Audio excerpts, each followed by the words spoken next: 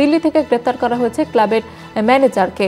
এবং আপনাদের যেমনটা জানাচ্ছিলাম যে একাধিক অব্যবস্থার ছবি উঠে আসছে, নিরাপত্তা ব্যবস্থারও ঘাটতি ছিল, ক্লাবের ভিতরে আতশবাজি ব্যবহার হচ্ছিল, সেখান থেকে আগুন। ঘটনায় 3 সরকারি আধিকারিক সাসপেন্ড। মৃতদের মধ্যে 20 জনই ছিলেন ক্লাবের কর্মী এবং 25 জনের দেহ শনাক্তকরণের কাজ শেষ হয়েছে। মৃতদের পরিবারকে 5 লক্ষ টাকা আর্থিক সাহায্য, আহতদের 50,000 টাকা করে ক্ষতিপূরণের ঘোষণা করা হয়েছে। গোয়ার মুখ্যমন্ত্রী ঘোষণা করেছেন এবং সরকার একটি বিশেষ তদন্ত কমিটি গঠন করেছে। 1 সপ্তাহের মধ্যে প্রাথমিক রিপোর্ট দেবে এই কমিটি। ট্র্যাজেডির পর থেকেই সরব বিরোধী দল এবং ইতিমধ্যেই যেমনটা জানা যাচ্ছে যে পলাতক ওই ক্লাবের মালিকরা ইতিমধ্যে গ্রেপ্তার করা হয়েছে। ঘটনায় 4 অভিযুক্তকে। গোয়া অগ্নিকাণ্ডে চরম অব্যবস্থার ছবি উঠে আসছে।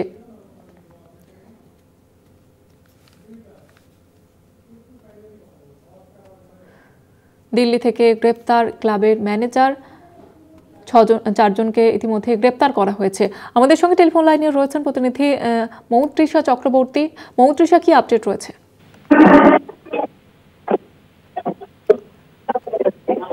মৌত্রিষা, শোনা যাচ্ছে? হ্যাঁ, জুনিটা দেখো, যেমনটা জানা যাচ্ছে ভয়াবহ অগ্নিকাণ্ড ঘটে এবং সেই ঘটনায় এখনো পর্যন্ত যেই খবর আসছে সেই খবর হচ্ছে নাইট ক্লাবের একাধিক অব্যবস্থার অভিযোগ উঠছে। ক্লাবের প্রবেশ পথ ছিল মাত্র 2টি এবং বেরোনোর পথ না থাকায় কিন্তু হতাহতের সংখ্যা ক্রমশ বাড়ে এবং নিরাপত্তা ব্যবস্থারও ঘাটতি ছিল। ক্লাবের ভিতরে আতশবাজি ব্যবহার হচ্ছিল বলেই কিন্তু সেখান থেকে আগুন লাগে বলে খবর আছে এবং সাসপেন্ড করা হয়েছে এবং মৃতদের মধ্যে 20 জনই ছিল ক্লাবের কর্মী। মৃতদের পরিবারকে কিন্তু ক্ষতিপূরণ দেওয়া হবে বলেও ঘোষণা করেছেন গোয়ার মুখ্যমন্ত্রী।